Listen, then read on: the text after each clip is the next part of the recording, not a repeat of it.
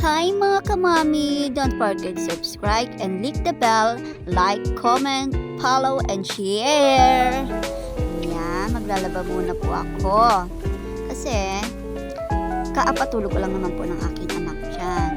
Sige, kusot-kusot lang muna mga mami para tayo hindi matambakan lagi ng labahin. Yan, laba-laba lang. Yan, sige, banlaw, kusot lang, binibilisan ni mami. Hindayin nyo dahil baka magising ang ating anak. Ang aking anak pala, hindi ninyo. Ano ba naman yan? Yan, sige, buhos muna. Yan, habang naglalaba ako niyan, simpleng din naman, simpleng hugas-hugas lang ng sahig para matanggal din ang alikabok. Ayan, laba-laba lang. After ng banlaw, sabon, babanlaw na ako ulit. Yan, inuuna ko lagi ang jacket kasi sobrang bigat niyan, mami. Yan, oh, tingnan nyo naman ako magpiga. Grabe, gigil na gigil. Nalaglag pa nga. Napakagara. Ayan, sampay muna natin dyan. Yan, silip-silip. Baka magising ang ating anak. Aking anak pala. Atin. Sino naman sa inyo yan? Akin lang yan. Yan. Ayan. Yan, sunod na ang pants. After ng pants, lahat na ng mga damit, yan, pinasok ko na. Yan, pasok nyo lang. Papasok nyo sa balde, ha? After nyan, banlaw na. Kasi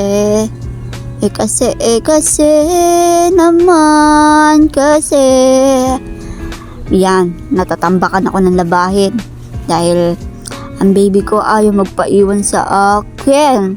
Kaya yan, tinasamantala ko lang habang tulog ang baby ko. Syempre, silip-silip, baka malaglag ang baby ko. Yan, ang pangit naman ng banderitas na yan. Nakalimutan ko patanggalin. Ba yan? It's okay. The part of, hindi naman pangit. Malinis naman niya. Yan, balaw na naman ulit tayo ng sahig para matanggal ang alikabok. Yan, after na, balaw ulit. Sige, walang sawang pagbabanlaw. Yan. Oh, buwas. 2, 3, 4. Yan, balaw ulit. Pero lang talaga, after ng balaw-balaw, going to sampay-sampay na. Ayan, balawan muna natin balde. Bongga. Yan, magsasampay na ako niyan. Kaya, ayan, last na balaw na yan. 2. Yan, sige. Piga. Sige. Yan, shoot. Napakalupit kung maglaba. Para naglalaro lang ako niyan. Yan, labahin ng aking asawa. Tapos na kasi alternate kasi ang ginagawa ko. Ang ginagawa ko, first muna ang baby ko, damit ang baby ko, sunod ang damit ko, huli na yung damit ng asawa ko. Yan, laba-laba lang. Kaya sa mga kabataan na mapupusok ngayon, payo ko lang ha, huwag kayong mag-aasawa agad. Kung may problema kayo sa bahay nyo, solusyonan nyo. Or makipag-usap o makipag-ugnayan kayo sa pamilya ninyo. Hindi yung sige lang kayo yung sarili nyo, nilalayo nyo yung loob nyo yung sarili nyo sa pamilya nyo. Hindi solusyon yun, ha? Lalo kayong may stressful. Kasi ganyan talaga ang buhay. Okay lang mapagalitan kayo dahil para sa inyo naman yan. Hindi naman para sa atin. Kasi noon, siyempre ako mabait naman ako ng bata ako. Sumusunod ako sa magulang ko. Nung may edad lang ako ng 26, tsaka lang ako sumuway talaga. Kasi nasa tamang edad naman ako. At sinubukan ko na baka di ako makapag-sawa, ganon. Kaya nung 26 talaga ako, sumuway talaga ako. Kasi ginusto ko na talagang mag-asawa. Ayan, kahit na mahirap pa rin yung sitwasyon na yon, talagang pinush ko kahit masakit sa akin dibdib. Pero ginawa ko na nga. Kaya labis-labis ako humihingi ng kapatawaran sa aking mga magulang dahil sapagkat ako'y nasaktan ko sila. Kaya ayun, dumating din naman yung panahon, napatawad naman na nila ako. At may konting kirot naman, pero sana dumating naman din talaga yung peace. Ganun ba yung tawag na yun? Ayan, nagpipinaw na pala ako. Daldal dyan. Yan, pinipinaw ko na po yung mga aking sinampay, mga damit ko. Ayan po. Ayan. Ang dami niyan. Ako, tambak na tambak ang labahin ko. Kasi yung bata ko, ayaw sa akin kasi siya nagbe-breastfeed. Kaya talagang sa akin ang habol niyan. Yan. O, diba? Nagmamadali ang inday nyo. Silip ng silip. Magising ang bebish. After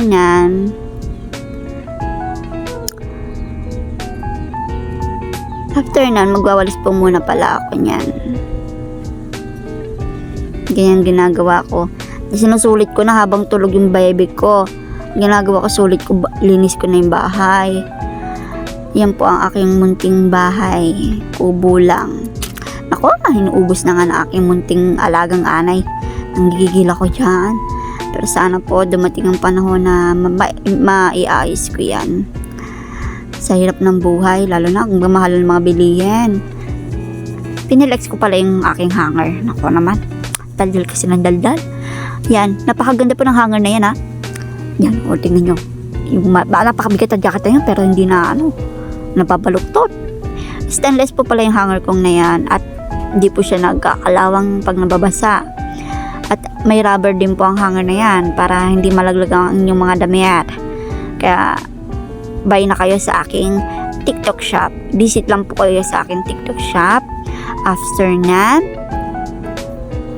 buy na kayo. Yan. Sige, sampay lang. Balik nga pala tayo sa ating lesson sa ating pagiging mag-asa. Mali. May gosh, ano ba yan? Ang pagiging may asawa. Yan. Yan po. Ating mga kabataan ha. Tignan nyo po ang mga mami nyo muna. Humingi muna kayo ng tawag dito, opinion sa mga magulang nyo. Ay hindi naman kayo papagalitan ng magulang nyo kung wala taman tayong ginagawang mali. Kaya tanggapin nyo yung pagkakamali nyo para hindi kayo nasaktan. Tanggap-tanggap lang ng pagkakamali at gawin yung motivation yung magulang nyo. Ay, mag-aasawa pa kayo, napakahirap na ng buhay. Tapos ilang taon pa lang kayo, 13, ay naku po, Diyos ko, lalo kayo mahihirapan. Kaya mag-focus po kayo sa pag-aaral nyo, i-mindset nyo po yung sarili nyo na mag-aaral. Ayan, kinagat pa ako ng lamok, ano ba yan?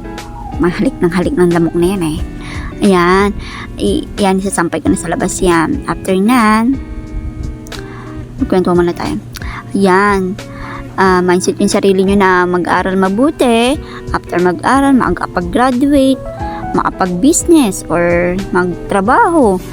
Gawin nyo po yung mga pangarap nyo. Enjoy nyo muna yung pagiging single nyo. After nan, kayo or na-secure nyo na yung future nyo, tsaka na kayong mag-asawa.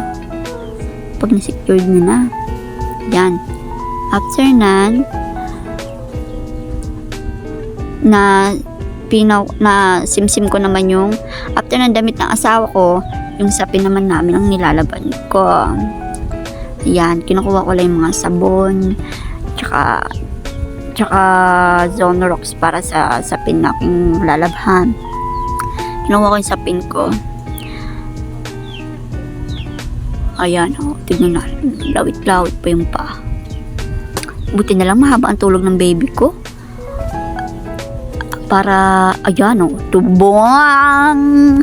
Ayan po ang aking labahin na sapin. Kumot po yan, tsaka yung sapin. Tsaka yung mga punda, ganyan. Laba-laban na muna yan. After nan, ayan, after dyan, pagkababa ko nyan, sinabay ko na yung baby ko kasi nagising. After nun, iniwan ko muna ang aking anak sa aking mama. para makapagwalis. Ayan.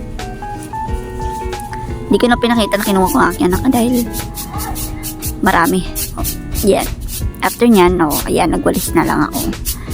Binigay ko na yung tsunakis ko doon sa aking ina. Pinahawak ko muna, walis-walis muna ako din sa aking bahay, aking munting bahay. Yan, kitang-kita nyo naman. Ako po, inuubos ng ana yung aking bahay. Sana paayos ko rin yun soon. Yan, is muna tayo sa ganyan. Yan, walis-walis lang. Walis-walis after maglaba, walis. Linis bahay. Magmamap ng kwarto. Magtitiklop. Ganun lang, mamamshi. Ang balik tayo sa ating mga lesson learned. At saka, nga pala ha, sa mga mga kabataan na mapupusok ngayon, huwag nyo isipin na hindi kayo mahal o lagi kayong mali. Kasi hindi naman para sa magulang nyo, kundi para sa atin din yan. Huwag nyo ilalayo yung sarili nyo, tapos ibubuntong nyo sa mga kaibigan nyo yung mga sama ng loob nyo, imblis sa magulang ninyo. Para alam ng magulang nyo kung anong nararamdaman nyo. Diba? Di magkokontrol yung magulang nyo kung anong dapat gawin. Hindi yung ganyan ilalayo nyo yung sarili nyo sa magulang nyo.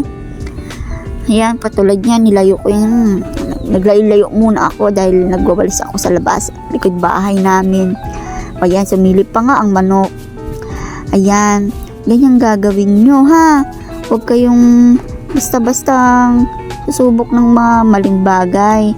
Hingiin nyo muna opinion ng magulang nyo o sabihin nyo yung mga nararamdaman nyo sa magulang nyo para alam ng magulang nyo kung anong dapat gawin. Diba? Hindi yung magbumukmuk kayo na lang parang walang maguhul. Hindi naman ang magulang nyo ay manghuhula para hulaan yung mga nais nyo at mga nyo. Siyempre, sabihin nyo yung mga nais nyo at mga ayaw nyo. Ano lang yon. Pero, siyempre, kung nais nyo naman ay mali, mali yun. Talagang kailangan tanggapin yung pagkakamali nyo. Ganun lang yun, mga inday, mga kabataan na yan. Yan, sige. Lumayas ka na dyan, aking munting manok. Napakalaki ng aking manok na amain ko. Tignan nyo, ayan. Medyo nagpaparami-rami na rin yan. Ayan, tumakbo na siya. Kasi nakita niya ako. Akala niya siguro papaluin ko siya. Ayan, sige walis. Walis-walis ng mandong. After ko nga po pala magwalis niyan, na ako niyan. Ang tawag dito? Ayan, nakalimutan na nga. After ko pala magwalis dyan, ayan, linis ako, magmamap na ako sa bahay niyan. After ko magmap ng bahay, ayan, after ko magmap ng bahay, maliligo na ako niyan. After ko maligo niyan, syempre, yung pamanhin ng mga matatanday, maligim kami na tubig at magpiga-piga muna bago magpadili. Ay, mali naman, magpa-breastfeed ng aking anak. Ayan. Medyo mahaba din ang aking paglilinis, kaya kailangan ko rin mag-breastfeed. Mabawa naman ang baby ko. Pero, in time na yan po, ay kumakain naman ang bata ko dyan. Mag-iisang taon na yan. Ayan, tapos na ako walis. Thank you for watching. Don't forget to subscribe.